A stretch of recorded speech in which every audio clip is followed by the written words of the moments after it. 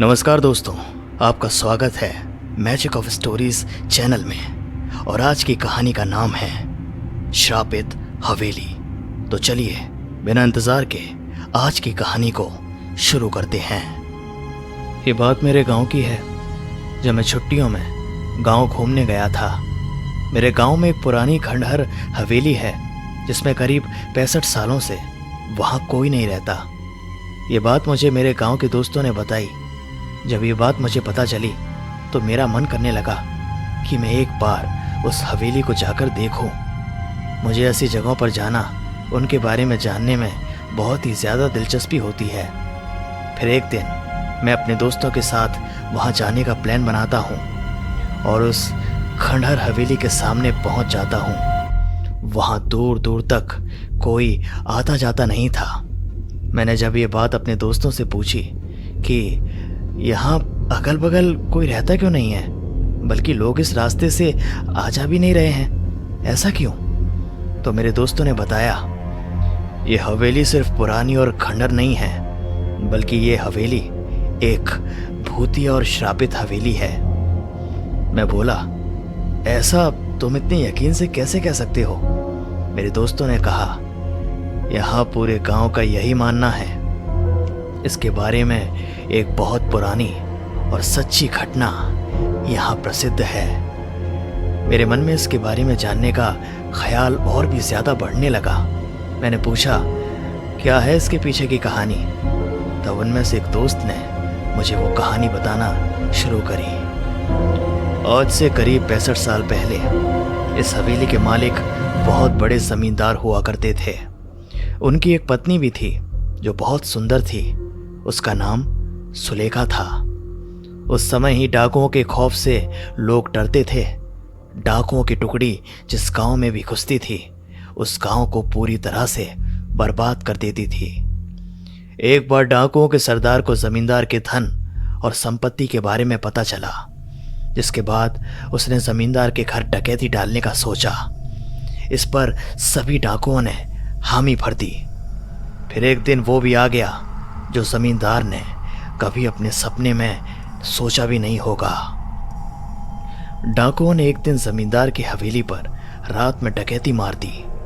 जमींदार ने भी अपनी सुरक्षा के लिए पहले से ही कुछ सिपाही और नौकर रखे हुए थे, जो डाकुओं के हवेली पर आने पर उनसे लड़ पड़े। क्योंकि जमींदार के सिपाही और नौकर बहुत कम और साधारण हथियार के साथ थे, वहीं डाकुओं की संख्या बहुत ज़्यादा थी और अच्छे हथियार के साथ लैस थे, जिसकी वजह से जमींदार के सिपाहियों और नौकर को कुछ ही देर में मार डाला। ये सब जमींदार देखने के बाद सोचता है, इससे पहले कि डाकू हवेली का दरवाज़ा तोड़कर अंदर घुस जाए, उसे अपनी पत्नी और खजाने को छुपा देना चाहिए।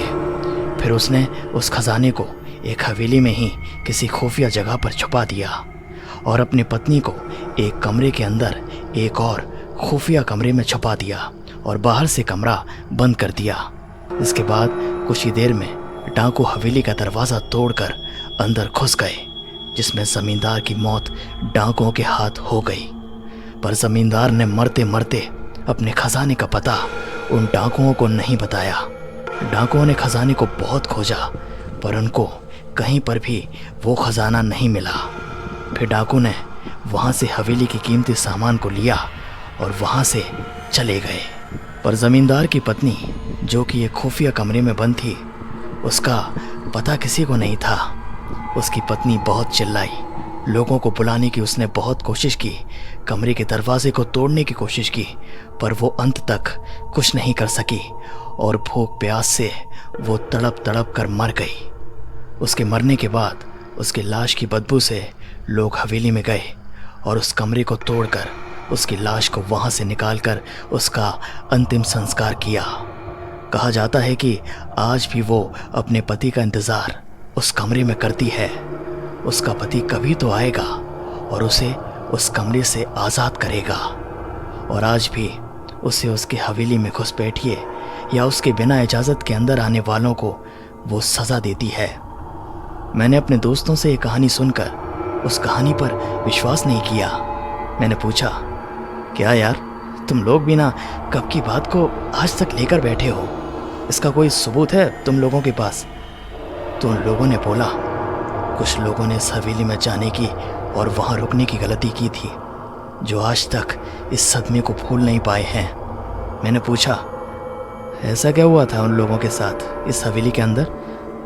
तब एक दोस्त ने मुझे बताया, एक बार एक अपराधी जेल से भाग जाता है और उस हवेली में आकर अंदर छुप जाता है।